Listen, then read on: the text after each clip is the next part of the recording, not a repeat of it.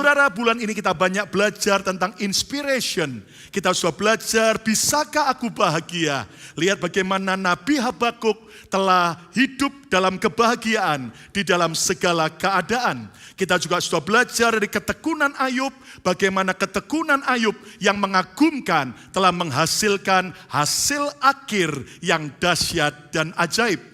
Nah, hari ini saudaraku, kita akan belajar kembali dari Alkitab kita, dari seorang wanita yang tidak tercatat namanya di Alkitab.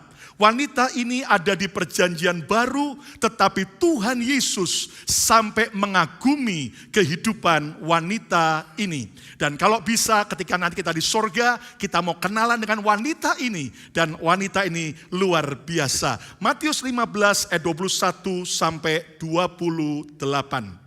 Lalu Yesus pergi dari situ dan menyingkir ke daerah Tirus dan Sidon. Ayat 22, maka datanglah seorang perempuan Kanaan. Perempuan bukan orang Israel, tapi perempuan Kanaan dari daerah Tirus dan Sidon. Dari daerah itu dan berseru, kasihanilah aku ya Tuhan anak Daud, karena anakku perempuan kerasukan setan dan sangat menderita. Ayat 23, tetapi Yesus sama sekali tidak menjawabnya. Lalu murid-muridnya datang dan meminta kepadanya, suruhlah ia pergi. Ia mengikuti kita dengan berteriak-teriak. Murid-murid Yesus komplain dan minta Yesus mengusir wanita Kanaan ini. Ayat 24. Jawab Yesus kepada wanita itu, aku diutus hanya kepada domba-domba yang terhilang dari umat Israel. Tetapi perempuan itu mendekat dan menyembah Yesus sambil berkata, Tuhan tolonglah aku. Tetapi Yesus menjawab, tidak patut mengambil roti yang disediakan bagi anak-anak dan melemparkannya kepada anjing. Kata perempuan itu, benar Tuhan, namun anjing itu makan remah-remah yang jatuh dari meja tuannya. Ayat 28, yuk kita baca bersama-sama ayat yang luar biasa ini. Semua baca, 2, 3. Maka Yesus menjawab dan berkata kepadanya, hai ibu, apa? Besar imanmu. Ulangi lagi 2, 3. Hai ibu, apa? Besar imanmu. Maka jadilah kepadamu seperti yang kau kehendaki. Dan seketika itu juga anaknya sembuh. Lihat bagaimana Yesus mengagumi iman wanita Kanaan ini. Yesus berkata, women, you have great faith. Kamu punya iman yang besar. Your request is granted. Apa yang kau minta dikabulkan. Hai ibu, besar imanmu, maka jadilah kepadamu seperti yang kau kehendaki. Dan seketika itu juga anaknya sembuh. Saudara sekalian, kalau sampai Yesus sendiri yang mengagumi dan memuji bahwa wanita Kanaan ini imannya besar, berarti benar-benar iman wanita ini spesial mengagumkan di depan Yesus. Iman wanita Kanaan ini yang anaknya kerasukan setan sangat menakjubkan Yesus. Saya berdoa biar di tengah-tengah pandemik ini Tuhan melihat saudara dan saya punya iman yang menakjubkan, iman yang akan dipuji oleh Tuhan, dikagumi oleh manusia. Saya percaya dalam Tuhan kita bisa memilikinya. Yang setuju katakan yes. Nah, judul khotbah saya pagi hari ini adalah Amazing Faith, iman yang menakjubkan. Lihat bagaimana wanita Kanaan ini, walaupun tidak tercatat namanya, tetapi imannya sangat menakjubkan. Di tengah-tengah kesulitan apapun, di tengah-tengah berkat yang berkelimpahan pun, biar iman kita menjadi iman yang kuat, bukan iman yang gugur, bukan iman yang lemah, tapi iman yang besar, iman yang luar biasa, sehingga saudara dan saya setiap hari berjalan dalam kemenangan, setiap hari berjalan di dalam mujizat demi mujizat. Yang mau tepuk tangan yang meriah bagi Tuhan Yesus. Katakan haleluya. Alkitab berkata, bagi orang yang percaya tidak ada yang mustahil. Belum semuanya. Bagi orang yang percaya tidak ada yang mustahil. Ayo ucapkan bersama saya, bagi orang yang percaya tidak ada yang mustahil. Ayo tepuk tangan yang meriah bagi Tuhan. Nah, bagaimana iman kita bisa menakjubkan Tuhan, menakjubkan orang lain? Mari kita belajar dari iman wanita Kanaan ini. Jenis iman yang menakjubkan, saya perhatikan yang pertama adalah iman yang tahan banting. Iman yang tahan banting, resilient faith. Lihat seperti petinju itu, ada sebuah target sebagai alat untuk dia tinju. Tapi lihat begitu dipukul kanan kiri, tetapi alat itu tidak jatuh, namun tetap berdiri tegak kembali. Demikian juga wanita Kanaan ini, imannya tahan banting. Tuhan juga mau agar saudara dan saya bukan mempunyai iman yang gugur, iman yang goyah, tapi iman percaya pada Yesus yang tahan uji, tahan banting. Saudara lihat bagaimana bukti wanita Kanaan ini, imannya tahan uji. Lihat Matius 15 ayat 22 sampai 25, perhatikan. Maka datanglah seorang perempuan Kanaan di daerah itu dan berseru, "Kasihani aku, ya Tuhan, anak Daud, karena anakku perempuan kerasukan setan dan sangat menderita." Apa yang salah dari wanita ini? Tidak ada yang salah. Dia datang minta pertolongan dari Yesus. Namun lihat ayat 23. Tetapi Yesus sama sekali tidak menjawabnya. Yesus cuma diam. Yesus mencueki wanita ini. Kalau saudara datang pada hamba Tuhan, minta didoakan, namun pendetanya tidak mau mendengar apa yang kau minta. Disitulah ujian iman. Bahkan berikutnya, lalu murid-murid Yesus datang, termasuk Yohanes, Petrus, kemudian yang lain-lain, dan meminta kepada Yesus, suruhlah ia pergi. Usirlah wanita itu, karena ia mengikuti kita dengan berteriak-teriak. Oh my God, maka pengikut Yesus galaknya bukan main, malah suruh ngusir, tidak malah menguatkan, tidak malah mendukung. Ayat 24, apalagi jawab Yesus, aku diutus hanya kepada domba-domba yang hilang dari umat Israel. Oh my God, Tuhan berkata dia hanya untuk menolong orang-orang Israel. Padahal wanita ini, saya mau tanya, wanita dari mana? Dari mana? Dari mana? Kanaan. Dia bukan orang Israel. Jadi seolah-olah wanita ini ditolak oleh Yesus.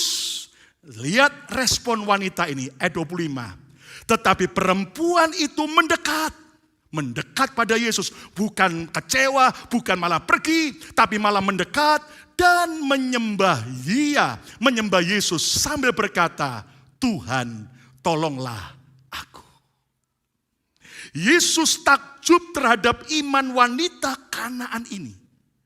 Sebab imannya tahan banting. Saudara, bagaimana dengan iman percaya kita pada Yesus? Jangan-jangan selama ini iman kita, iman kerupuk. Iman mental tempe. Ngadepin dikit goncangan, langsung mundur, langsung kecewa. Dan saya mensurvei, apa sih kira-kira penyebab orang mundur dari Tuhan? Orang mundur dari gereja. Beberapa penyebab saya perhatikan, ada orang mundur dari Tuhan itu gara-gara bentrok sama sesama jemaat.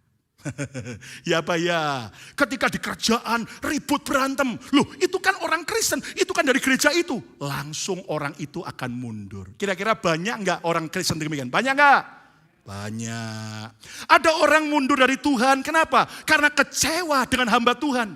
Kecewa dengan teman pelayanan. Kecewa dengan yaitu gereja. Bahkan kecewa dengan Tuhan.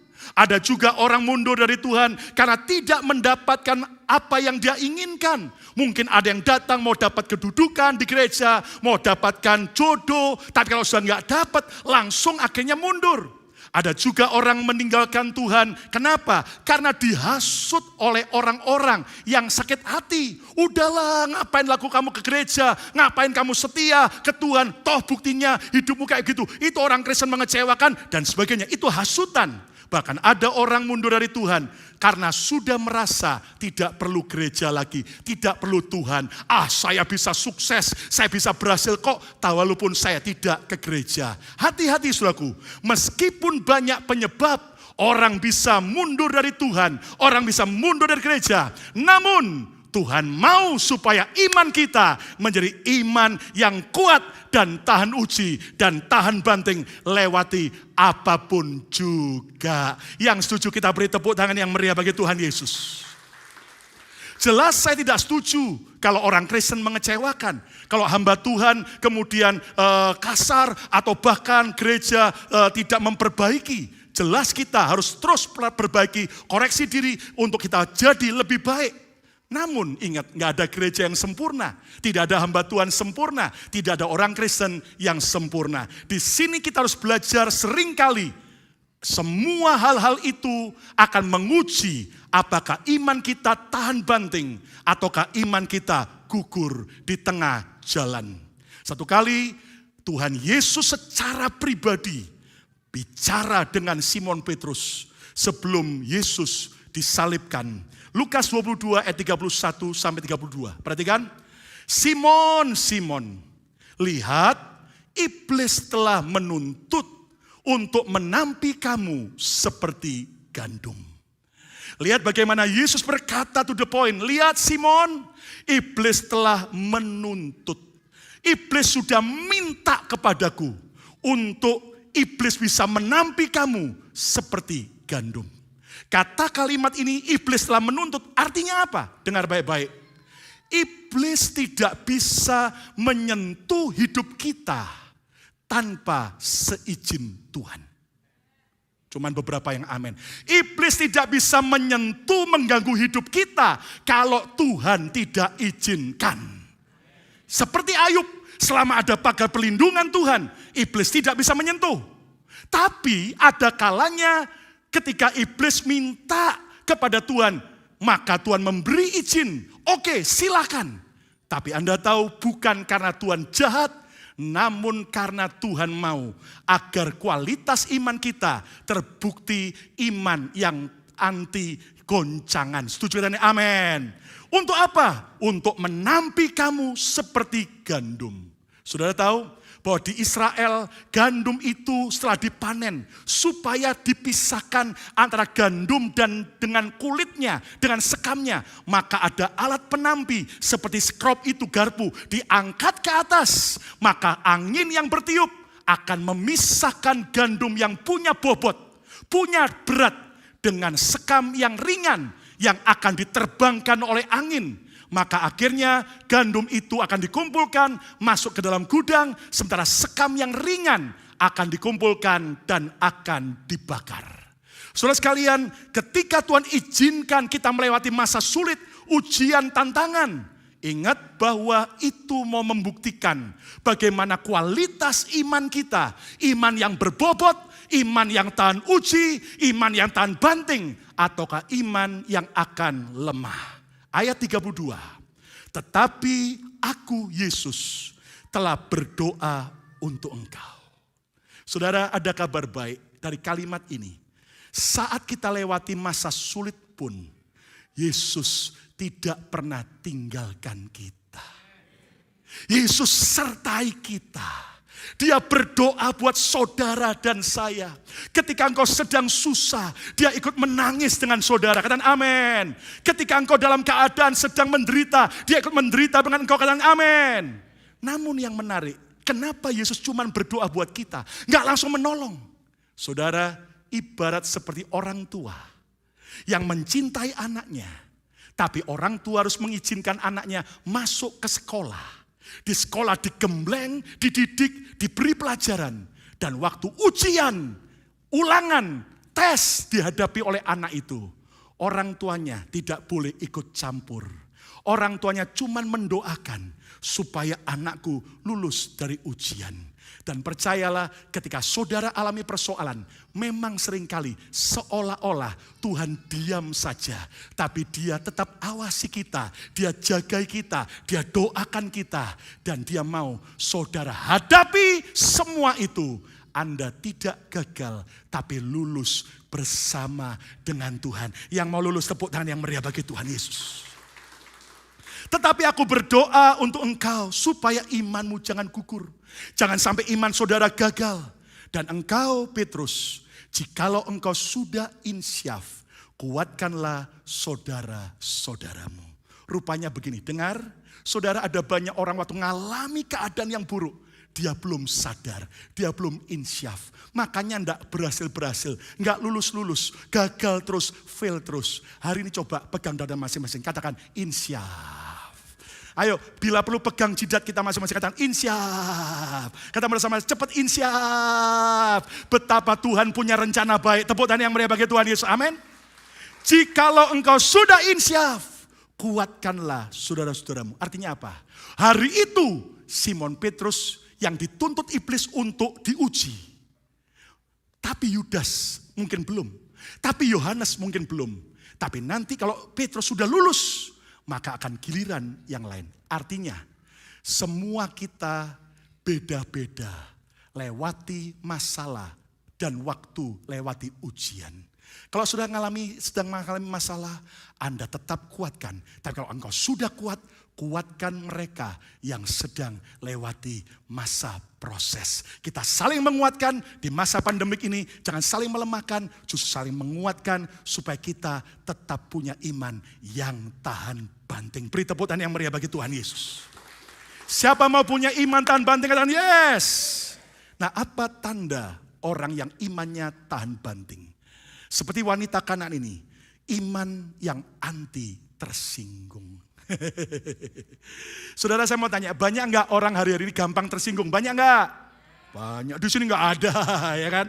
Saudaraku, lihat bagaimana wanita ini bisa tersinggung dan punya alasan untuk tersinggung. Bayangin, Yesus itu sampai menolak, mendiamkan, murid-muridnya galak, suruh ngusir dia. Bahkan maaf tadi, sampai Yesus menganjing-anjingkan wanita ini. Oh, saya tersinggung sama pendeta. Oh, saya tersinggung sama orang Kristen. Hati-hati, ketika kita izinkan tersinggung itu masuk dan menguasai kita, maka iman kita akan gugur. Iman yang tahan banting adalah iman yang anti kecewa. Lewati keadaan apapun yang mengecewakan, tetap aku mau setia. Iman yang anti gengsi. Bayangin saudaraku, dia ditolak, dipermalukan di depan murid-murid, di depan yang lain. Tapi wanita ini tetap datang kepada Yesus dan menyembah Yesus. Tahukah Anda, hidup ini sederhana, hidup ini murah, yang mahal gengsi kita. Oh, saya dipermalukan, di mana muka saya? Mau ditaruh di mana? Percayalah, muka sudah tetap di sini, nggak pernah pindah ke sini, saudaraku. Hari ini mari kita belajar, iman yang tahan banting juga adalah iman yang anti hasutan. Sudah dihasut oleh orang banyak, sudahlah kamu ngapain setia ke gereja, kamu ngapain melayani, kamu ngapain tetap ke gereja memberi persembahan, ngapain, sudah nggak usah, percuma saja. Tapi wanita ini saudaraku, dia tetap maju, mendekat, bahkan iman anti godaan. Saat digoda oleh banyak dosa dan sebagainya, kita harus tetap tahan uji. Yang mau punya iman tahan banting, ayo kita beri tepuk tangan yang meriah bagi Tuhan Yesus. Saudara, tahun 1950 di Baltimore, Maryland, lahirlah seorang wanita bernama Joni Ereckson Tada. Joni ini, saudaraku, tahun 67, waktu dia umur 17 tahun, dengan teman-temannya mau renang di sebuah danau. Lalu di tepi danau dia langsung terjun dengan kepala ke bawah. Karena dia pikir danau itu dalam. Ternyata danau itu dangkal. Sehingga akhirnya Joni mengalami patah tulang. Dan sejak saat itu sampai hari ini, dia lumpuh total. Dari leher sampai ke bawah. Anda bisa bayangkan dalam keadaan seperti itu.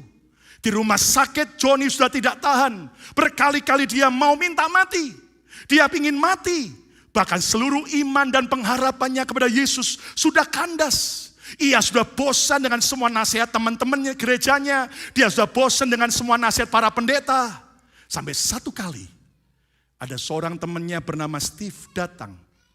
Joni bertanya kepada Steve, kalau memang Tuhan penuh kasih, kalau Tuhan mencintai saya, mengapa Tuhan tidak mencegah saya, tidak menghalangi saya terjun ke dalam danau itu? Padahal saya orang Kristen yang baik. Bahkan saya percaya kepada Tuhan. Saudara, Steve temannya ini dia berkata, Joni, pertanyaanmu sulit. Tapi izinkan saya bertanya dulu kepadamu. Menurut kamu, Joni, Yesus disalib. Salib Kristus itu kehendak siapa? Kehendak Tuhan atau kehendak iblis? Maka Joni yang sejak kecil di sekolah minggu, di gereja, dia berkata, oh jelas kehendak Tuhan.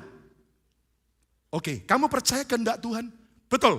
Yesus disalib menderita karena kehendak Tuhan? Betul.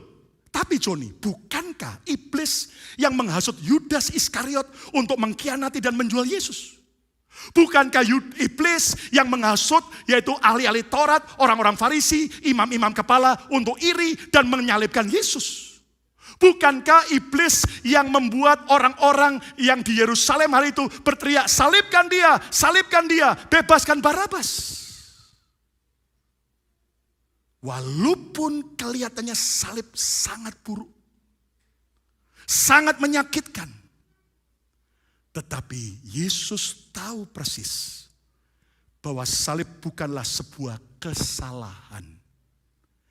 Namun di balik salib itu ada rencana Tuhan agar manusia diselamatkan. Mendengar kalimat temannya ini, Joni nangis sekian saat. Dan dia mulai bangkit. Joni mulai berubah. Jadi kalau sampai Tuhan izinkan saya kecelakaan seperti ini, pasti ada rencana Tuhan yang baik. Betul, Joni. Memang waktu Yesus berhasil disalibkan, iblis pesta pora. Iblis berkata, ye, kita berhasil merusak rencana Tuhan. Namun Yesus menjalani salib. Tapi hari ketiga waktu dia bangkit, iblis kalah. Karena justru salib merupakan tanda kemenangan yang luar biasa. Tepuk tangan yang meriah bagi Tuhan. Dan sejak itu Joni berubah. Dia mulai melihat rencana Tuhan. Sehingga dia mulai bangkit. Walaupun dia tetap lumpuh. Dia menghadapi hidupnya. Next, dia mulai berkarya. Bahkan sampai akhirnya Joni bisa menikah dengan seorang Jepang. Dan Anda tahu sejak itu Joni terus menjalankan rencana Tuhan. Dia menulis 14 buku yang memberkati banyak orang. Bahkan dia merekam album-album musik. Dan dia menjadi motivator dan pembicara yang memberkati hidup banyak orang. Sampai hari ini Joni berkata, kalau seandainya saya tidak sampai kecelakaan dan tidak sampai lumpuh, saya tidak akan pernah bisa dipakai Tuhan seperti hari ini. Dengar baik-baik, jangan pernah kecewa dan goyah ikut Yesus. Apapun yang Tuhan izinkan terjadi. Mungkin iblis yang merencanakan yang jahat. Mungkin orang lain yang merencanakan yang jahat. Namun Tuhan yang cinta kita, kalau dia izinkan terjadi, dia bisa balikkan, justru mendatangkan kebaikan dan rencana Tuhan digenapi. Kurang meriah, lebih lagi katakan haleluya. Iman yang tahan banting. Yang kedua, jenis iman yang menakjubkan dari wanita Kanaan ini adalah iman yang dipenuhi cinta. Loving faith. Mana buktinya? Matius 15 ayat 22. Maka datanglah seorang perempuan Kanaan dari daerah itu dan berseru, tuh kasihanilah aku ya Tuhan, anak Daud. Karena anakku perempuan kerasukan setan dan sangat menderita. Lihat bagaimana cinta ibu Kanaan ini kepada anaknya yang kerasukan setan. Telah membuat iman ibu ini mulai bangkit. Imannya mulai kuat dan bertumbuh. Sampai akhirnya anaknya alami pertolongan Tuhan. Saudara, lihat bagaimana karena cinta yang menguasai hati ibu ini. Dia rela walaupun dia dikecewakan, walaupun dia dihina, walaupun dia ditolak oleh Yesus. Dia tetap datang dan menyembah. Inilah iman yang mengagumkan. Karena iman yang dipenuhi cinta. Saudara, saya mau tanya. Saudara, kira-kira ada enggak orang yang imannya besar tapi enggak punya cinta? Ada enggak? Bisa enggak? Oh enggak bisa dong Pak. Siapa bilang? Ada orang imannya besar tapi ternyata enggak punya kasih. Buktinya siapa? Mari kita lihat dalam 1 Korintus 13 ayat 2-3. Rasul Paulus berkata apa? Sekalipun aku mempunyai karunia untuk bernubuat. Dan aku mengetahui segala rahasia dan memiliki seluruh pengetahuan. Oh, hebat. Dan sekalipun aku, Paulus, memiliki iman yang sempurna untuk memindahkan gunung. Bayangin, iman Paulus sempurna, betul nggak saudaraku? Tapi dia, saudaraku, lihat kalimat berikutnya. Tetapi jika aku tidak mempunyai kasih, aku sama sekali tidak berguna. Bahkan ayat yang ketiga, dan sekalipun aku membagi-bagikan segala sesuatu yang ada padaku, suka berkorban, bahkan menyerahkan tubuhku untuk dibakar, wow.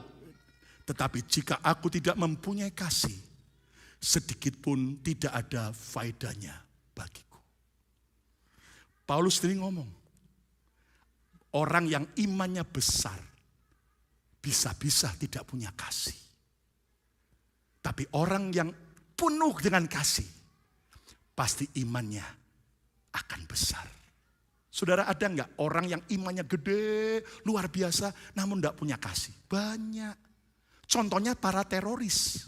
Loh, teroris itu mencincang, membunuh orang lain, meledakkan bom dan sebagainya, bunuh orang. Saya mau tanya, mereka punya iman enggak?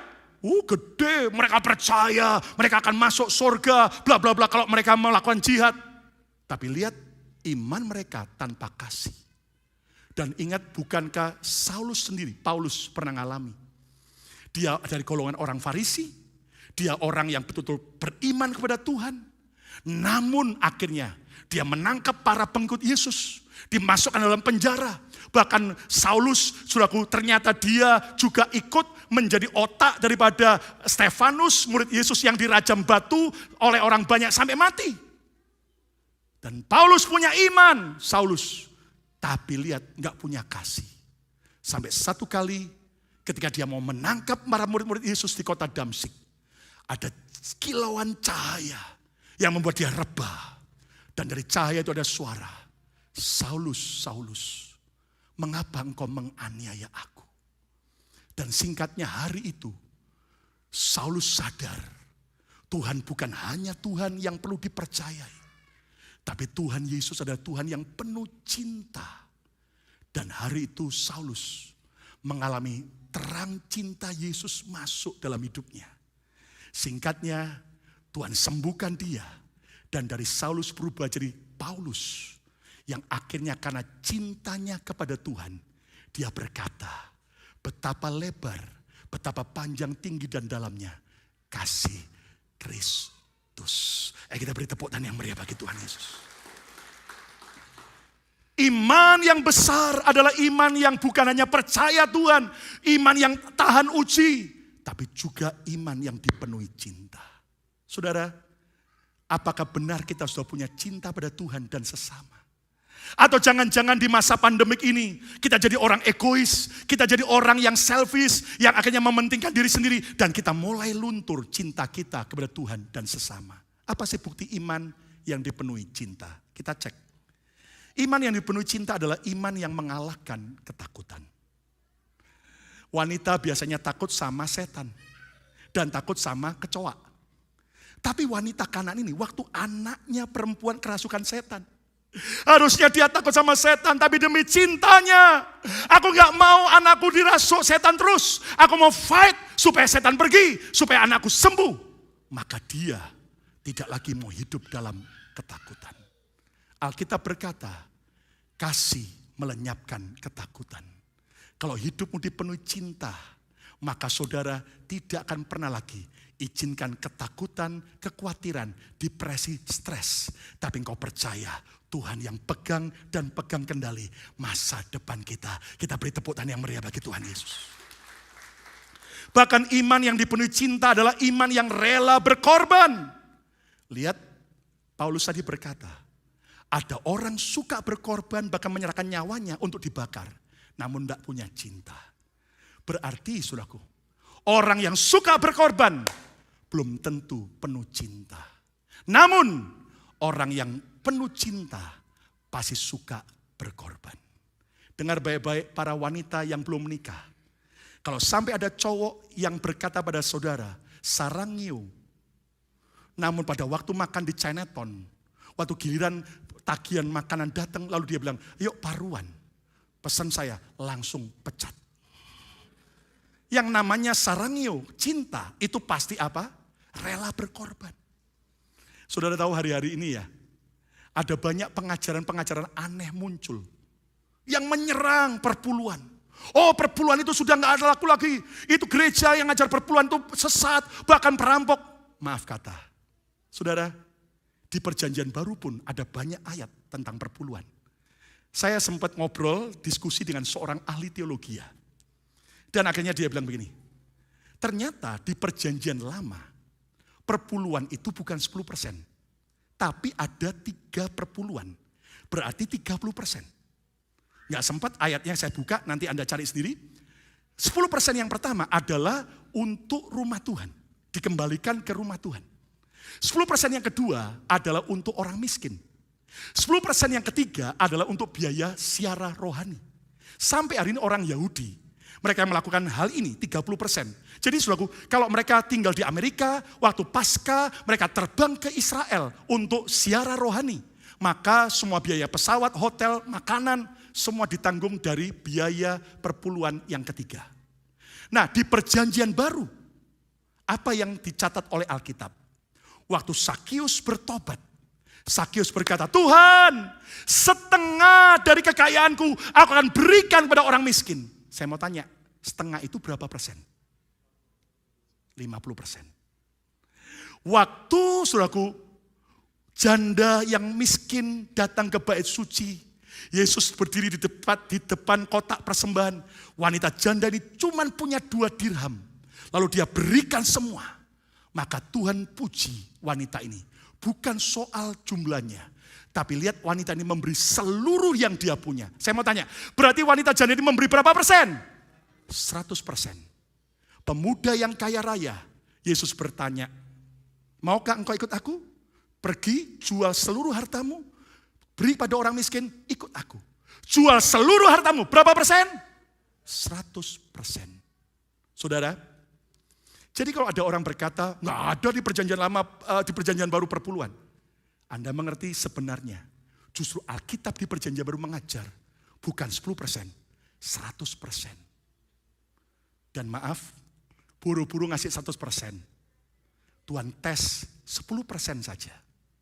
Tapi jujur ya, setelah kami diskusi, ternyata 10% pun sebetulnya nggak fair dengan Tuhan. Kita memberi cuma 10%, kita punya 90%.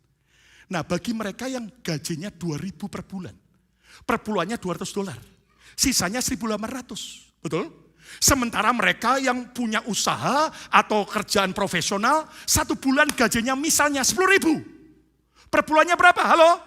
1.000. Sisanya berapa? 9.000. Fair atau enggak dengan yang cuma gajinya 2.000? Enggak fair.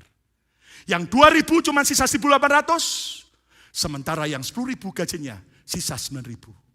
Makanya Colgate, pemilik daripada pasta gigi Colgate, semakin dia diberkati, dia sadar Tuhan enggak fair Tuhan. Kalau aku cuma memberi 10%, dia mulai tingkatkan 20%. Dia naikkan lagi 30%. Dia naikkan lagi sampai terakhir. Dari setiap income-nya, dia persembahkan buat Tuhan 60%. Kita beri tepuk tangan yang meriah bagi Tuhan Yesus. Iman yang disertai cinta adalah iman yang rela berkorban. Apalagi iman yang rela melayani. Bahkan iman yang tetap tekun. Ikut Yesus. Melakukan firman Tuhan. Saudara tahu ada pertandingan tenis Wimbledon yang bergengsi kelas dunia. Yang selalu diadakan di Inggris. Nah, bulan kemarin, Juni 2021. Pada waktu Wimbledon, kejuaraan tenis ini mau dimulai. Ternyata penonton yang hadir di stadion memberikan aplaus penghormatan kepada seorang wanita berbaju merah ini. Aneh. Biasanya yang di-aplaus adalah para pemain yang datang atau sebagainya. Tapi kali itu Juni kemarin yang diberi aplaus adalah wanita berbaju merah ini. Siapakah dia? Dia adalah Profesor Sarah Gilbert dari Oxford University di Inggris. Dialah penemu vaksin COVID AstraZeneca.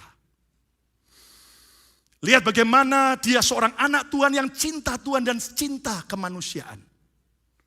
Akhirnya dia berhasil menemukan vaksin COVID AstraZeneca. Dan yang lebih hebat, kenapa orang-orang Inggris menghargai dia? Dia menyerahkan hak patennya penemuan vaksin COVID itu.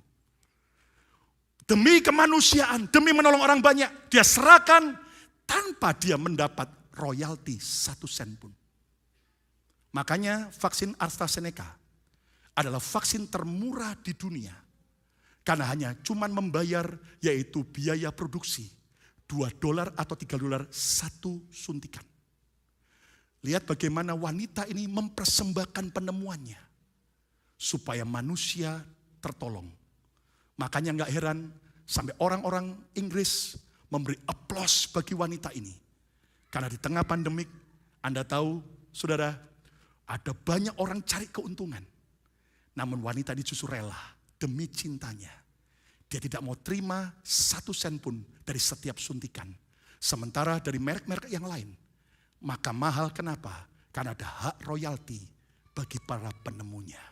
Wanita ini punya iman, tapi iman disertai cinta. Tepuk tangan yang meriah bagi Tuhan Yesus. Berapa banyak orang tertolong karena penemuan daripada Sarah Gilbert. Yang ketiga, yang terakhir, jenis iman yang menakjubkan adalah iman yang dipenuhi kerendahan hati. Humble faith. Matius 15 ayat 26-27. Tetapi Yesus menjawab, tidak patut mengambil roti yang disediakan bagi anak-anak dan melemparkannya kepada anjing. Sorry to say, Tuhan sampai menyamakan wanita ini dengan anjing. Ayat 27, kata perempuan itu, benar Tuhan. Keren banget. Dianjing-anjingkan. Namun dia bilang, benar Tuhan. Namun anjing itu makan remah-remah yang jatuh dari meja tuannya. Enggak heran sampai Yesus takjub dengan iman wanita ini. Karena imannya penuh dengan kerendahan hati. Walaupun dia, maaf kata, dianjing-anjingkan. Saudara, anak kami yang kedua, Betani, berkali-kali merayu saya dan istri saya untuk membelikan anjing.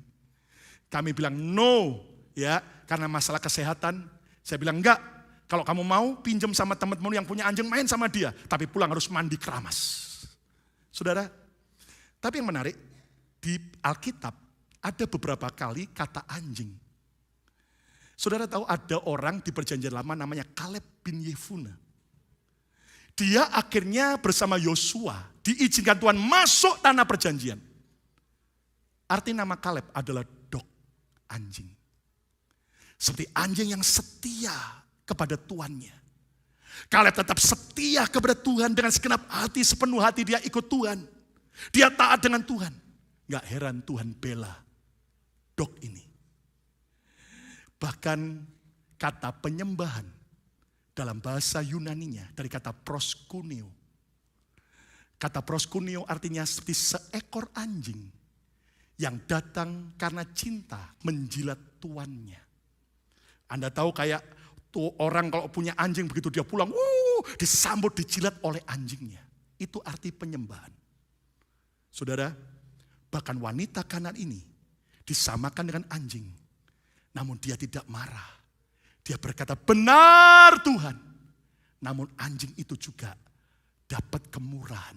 Makan remah-remahnya. Tuhan tidak tahan. Dia berkata, apa yang kau minta, aku kabulkan. Beri tepuk tangan yang meriah bagi Tuhan Yesus. Kerendahan hati wanita Kanaan ini telah membawa pertolongan bagi anaknya. Tahukah Anda? Kerendahan hati akan membuka pintu-pintu mujizat. Membuka pintu-pintu kemurahan dan pertolongan. Sebaliknya kesombongan akan menutup pintu-pintu berkat. Saudara sekalian, Yakobus 4 ayat 6-7 berkata, tetapi kasih karunia yang dianugerahkannya kepada kita lebih besar daripada itu. Siapa mau hidupnya dipenuhi kasih karunia Tuhan, katakan amin. Rahasianya bagaimana? Lihat. Karena itu ia katakan, Allah menentang, Allah benci, Allah bermusuhan dengan siapa? Dengan orang congkak. Aneh. Tuhan gak cuma bermusuhan dengan orang yang berdosa. Tapi Alkitab berkata Allah menentang orang yang congkak. Jadi kesombongan itu sangat dibenci Tuhan. Tetapi mengasihani orang yang rendah hati. Tuhan cinta, mengasihani, tinggal dan membela orang rendah hati. Ayat 7, karena itu tunduklah kepada Allah. Humble yourself before God. Rendahkanlah dirimu di hadapan Tuhan. Dan lawanlah iblis. Maka iblis akan lari daripadamu. Ternyata kerendahan hati punya kuasa yang luar biasa. Iblis diusir, iblis lari. Wanita ini akhirnya karena imannya penuh kerendahan hati, maka dia punya kuasa. Anaknya yang kerasukan setan akhirnya disembuhkan. Siapa mau alami terobosan dalam hidup saudara? Masihkah ada kerendahan hati? Oh pastor saya rendah hati kok. Belum tentu. Kerendahan hati teruji oleh apa? Oleh penolakan. Wanita ini ditolak, tapi dia tetap rendah hati datang. Kerendahan hati akan teruji oleh penundaan. Waktu ada penundaan, kapan kok belum ditolong Tuhan? Itu bukti kita rendah hati atau tidak. Bahkan kerendahan hati teruji oleh penghinaan. Saat kita direndahkan, dihina, ditolak, disepelekan, masihkah kita tetap melakukan kehendak Tuhan? Bahkan kerendahan hati akan teruji oleh peninggian. Saat kita diberkati Tuhan, apakah kita seperti padi, tambah berisi, tambah merunduk? Ataukah sebaliknya, kita menjadi semakin sombong, pongah, dan juga akhirnya mengalami hal yang menyedihkan. Ayat yang terakhir, 1 Petrus 5 ayat yang ke-6. Yuk kita baca sama-sama sampai kita berdiri dan kita akan ucapkan. Saya berdoa biar ayat ini jadi bagian kita. 1 Petrus 5 ayat yang ke-6. Semua baca, 2, 3. Karena itu rendahkanlah dirimu di bawah tangan Tuhan yang kuat. Supaya apa? Kamu ditinggikannya pada waktunya. Siapa mau hidupnya ditinggikan, dipermuliakan oleh Tuhan? Kita beri tepuk tangan yang meriah bagi Tuhan Yesus. Jalan tercepat untuk naik ke atas adalah turun ke bawah. Semakin kita merendahkan hati, semakin kita merendahkan diri, semakin dahsyat Tuhan akan angkat kita. Hai ibu, besar imanmu. Jadilah seperti apa yang kau imani. Hari ini, apapun yang kau sedang butuhkan, miliki iman seperti wanita Kanaan. Kesimpulannya, contohlah iman wanita Kanaan ini, sehingga iman kita juga menakjubkan Yesus dan orang lain. Jenis iman yang menakjubkan Yesus yang pertama, iman yang tahan banting. Saya berdoa, biar tidak ada satu orang pun yang mundur, yang gugur imannya saat kita ditampi oleh iblis. Tuhan telah berdoa buat kita supaya kita tetap kuat. Dan kalau engkau sudah insyaf, kuatkanlah saudara-saudara. Yang kedua, iman yang dipenuhi cinta. Rela berkorban, rela melayani, tidak lagi takut menghadapi apapun juga. Yang ketiga, iman yang dipenuhi kerendahan hati. Semakin diangkat Tuhan, semakin sadar semua karena anugerahnya. Siapa mau menikmati kasih Yesus dan hidup dalam kasih Yesus? Mari angkat tangan.